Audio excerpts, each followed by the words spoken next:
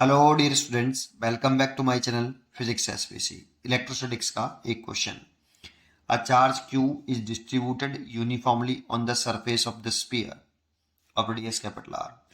It is covered by a concentric hollow conducting sphere of radius 2r. Charge on the outer surface of the hollow sphere will be if it is earth. Solution. सबसे पहले diagram बनाएं। एक हमारे पास पहले sphere है, इसकी radius capital R है और इस पर चार्ज डिस्ट्रीब्यूट है यूनिफॉर्मली स्मॉल क्यू।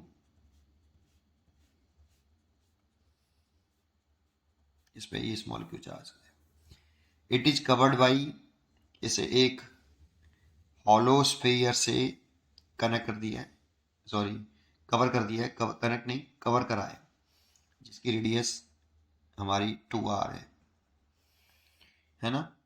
और इसको अर्थ भी किया है, इसको अर्थ कर दिया है। अब अर्थ का करने का मतलब क्या है? अर्थ एक गुड कंडक्टर है। अर्थ करने का मतलब है कि इस कंडक्टर का, इस स्फेरिकल सेल का पोटेंशियल जीरो हो गया है, चार्ज जीरो नहीं है। चार्ज तब जीरो होता है जब कंडक्टर आइसोलेटेड हो, एक अर्थ हो और एक कंडक्टर हो और कोई ना हो। लेकिन यहाँ पे तो दूसरा कंडक्टर भी है, तो कोई रहा, इसलिए चार्ज जीरो हो ऐसा कोई जरूरी नहीं है। बट पोटेंशियल 100% जीरो होगा। तो इस कंडक्टर पर कितना चार्ज है वो मैं लेट कर लेता हूं कि इस पर लेट कर लिया मैंने, कैपिटल क्यू चार्ज है, ये लेट किया कंडक्टर पर, इस हॉलो स्फीयर पर। तो सबसे पहले मैं इस क्यू को निकालूंगा बेटा, इस कंडक्टर पे चार्ज कितना है।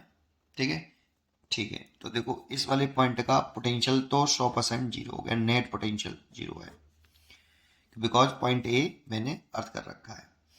अब ए पॉइंट का पोटेंशियल निकालें, वो दो रीजन से है, एक स्मॉल स्पेरिकल सेल इस सरफेस स्फीयर के लिए और एक बड़े स्पेरिकल सेल के लिए।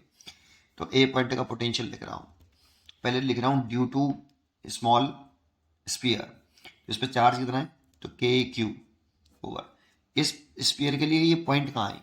आउटसाइड, तो सेंटर से आउटसाइड पॉइंट तक की डिस्टेंस लिखेंगे जो कि 2r है। सेंटर से आउटसाइड पॉइंट तक की डिस्टेंस 2r है।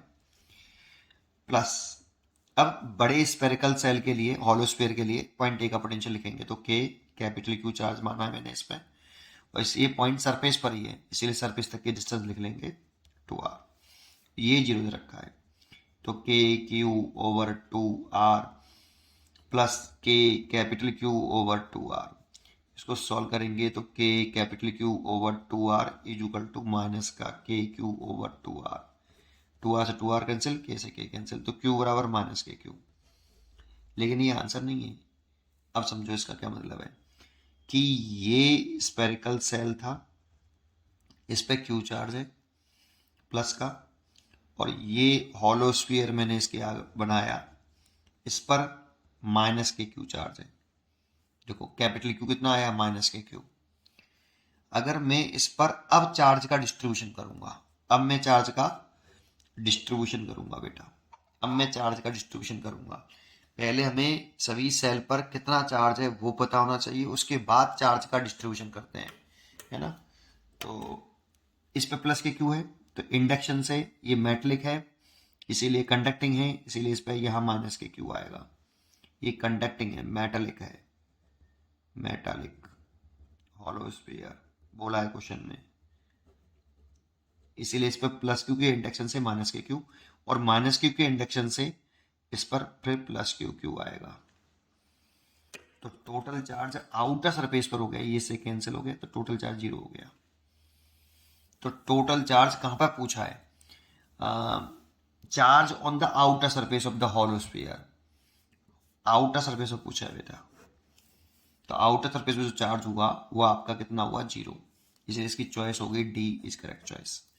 लेकिन पहले हमें चार्ज निकालना चाहिए कि कंडक्टर पर कितना चार्ज है, फिर उसके बाद चार्ज का डिस्ट्रीब्यूशन करना चाहिए कि इनर सरफेस पे कितना है, आउटर सरफेस पे कितना है ना। समझ में आया? ये पहले नहीं करना चाहिए। मोस्टली बच्चा क्या करता है, पहले चार्ज का डिस्ट्रीब्यूशन कर लेता है फिर उसके बाद पोटेंशियल निकालता है, जो कि गलत तरीका है। सही तरीका ये है। ठीक, पढ़ते रहिए और खुश रहिए। Thank you.